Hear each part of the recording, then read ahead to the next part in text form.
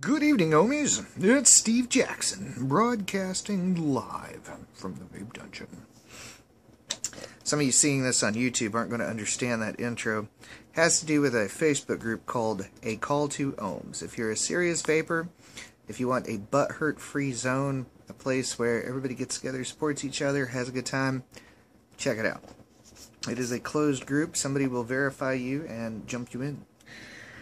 I have here before me, yes, the eLeaf 100 watt iStick. This is what I call the gift box. It comes with some stuff. Who cares? Here is, more importantly, the unit. This is a very, very interesting unit. One of the interesting things it does, never before done in an eLeaf product, is if you turn it off and you manage to hold these two buttons in just the right way, you get a display flip out of it. This is the E-clip riding on top of it, by the way. Didn't come with it. I just happen to love them. Of course, got my stainless steel troll. Got a little build on it. Got some UD wire twisted 26. I'm going to drip some entertaining things on that. Get it all nice and juicy. Now, this is going to do exactly what you would expect a device to do. Alright, you press the fire button, and it makes vapor. I have this set to about 76 watts because my cotton's a little bit shot, and I don't want to push my luck. Does it vape? Sure it vapes. Is its 100 watts truly 100 watts? Well,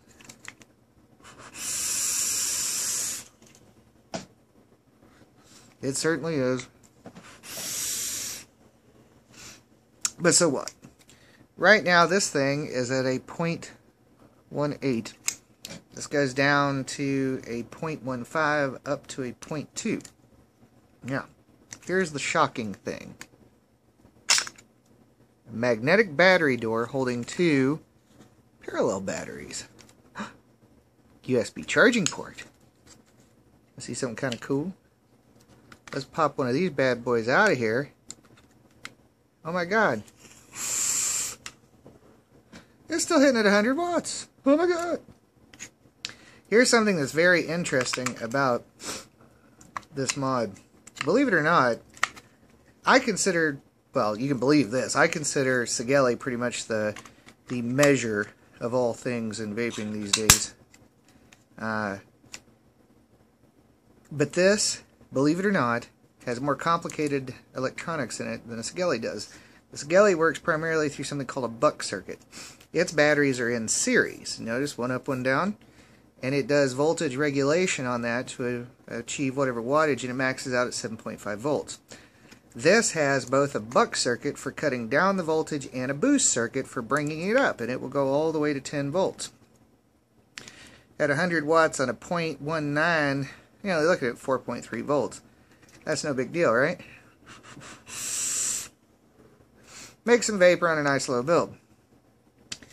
But let's take a look at a little something I put together. This is my own personal Smoky Mountain Vapes edition of the, there's our logo, of the Sigelei 150. That is triple twisted 30 gauge on a Tesla D3 5-post design. And it ohms out at a 1.1. Notice I'm at 49 watts. Well, let's turn that up until we see 7.5. So out of this build, when you reach your limit, you're at your 7.5 at 52 watts. And 52 watts, you can sit here and wait for a while, and wait for a while, and wait for a while, and boom, let there be light. Now that's all cool. This thing's hot as hell. So I'm going to pause while I let it cool down enough to put it on the eLeaf. And we're back. Now the first interesting thing that you're going to notice is that this actually fits on the eLeaf, which is pretty cool. If you want to see a size comparison, Sigelei stands just a hair taller, just a hair wider, but in thickness, with my skin on it, is about the same thickness as the eLeaf. So it's a little bit wider, but wide enough not to look ridiculous holding a 30mm RDA. Alright, so here's the fun stuff. The eLeaf has made its determination of what we're working with here. Now, something's kind of cool is the ohm meter on this is telling me in 1/100ths that this is actually a 1.07 ohm build. So the maximum that it's willing to fire it at is 93.4 watts. Click. Our heat up time seems to be considerably different. You guys remember the DNA 50 and what it was good for? Amazing. Now I've taken this apart. I know, gasp. Not supposed to do that. And pulled it up to see what's under there. The 510 connector on this, which is stainless steel, is fully floating. It's designed just like a Fat Daddy. And connected to it are some rather surprising things. It looks like 12 gauge wire. Like it looks like the wire running the electrical outlets in my house. Now, the other interesting thing is under here, this is the top of your battery box. There's basically a plastic pan here. If you get juice down the pin like everything tends to do, it's not going to hit anything. It's going to run into a plastic pan, and I'm pretty sure eventually makes it out these heat dissipation holes here. It's not going to run down the front of all these electronics unless you do, I don't know, something exceptional to get it to go there. Of course, everything's vulnerable to its USB connection on the bottom. You set this in a cup holder full of condensation in your car, you're probably going to short something out. Don't do that. But does a vape? Hold on just a second. I'm going to go get some native wick. Getting that wick in there is not a job for the faint of heart. Oh, yes. Break that bead. I love me some native wick. Alright. I'm going to get this soupy enough to put away. And then we are going to vape it. Go back. All that wire keeps a little bit of heat. Got some flyaway fuzzies going on. Ah, 10 volts of hell and fury right there. Reminds me of playing with a DNA 50, except twice as much. Twice as much resistance that it can take. Of course, resistance changes a little bit when you start messing with them. We are up to, click over, there we go, 1.13 ohms, which at 9.9 volts leaves us at 88.4 watts. Well, after having played with it for just a second, I'm going to put some more of my Inferno Vape X Flavor Incense Fire, 3mg. A vape this tremendous might be a little much at 3mg. Might be wishing I had some 1mg or something. I'm going to open my airflow all the way up on the Tesla D3's caps. Pray to God.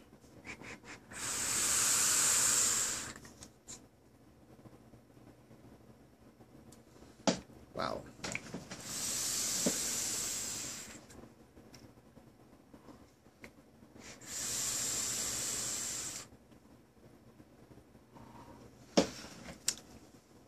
Oh my. Now let's put this back on the Sigelei. Look down in there. Oh! Alright. Now, we are still at that 52 watts. This, well, actually the resistance went up. I'm going to turn the wattage down until I see the voltage move. We are now at 48.1 watts to get our maximum 7.5 volts. Slowly, slowly, slowly, it eventually gets angry. And after it's had plenty of time to heat up, it produces a sadly cold vape. Sorry I keep looking up over there. I'm recording on my cell phone because I'm not a professional. I just like making videos and I like being able to see what I'm doing.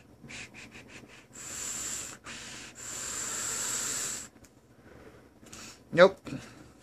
That's not the vape for me. We have to unleash this baby and let it do what it was born to do. We're going to put it back.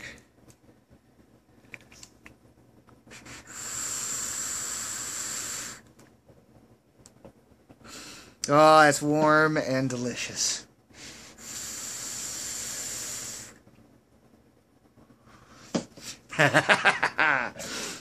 That is some foggy stuff right there. So if there's anything I forgot to say about this, by all means, feel free to ask questions. It's amazing. Turn it off, hold these two buttons down, the display flips. In eLeaf fashion, you have the 5 clicks to turn it off, 5 clicks turn on, 1, 2, 3 to change from wattage to voltage mode. Here, I can change it to a full 10 volts, which would be 90 watts.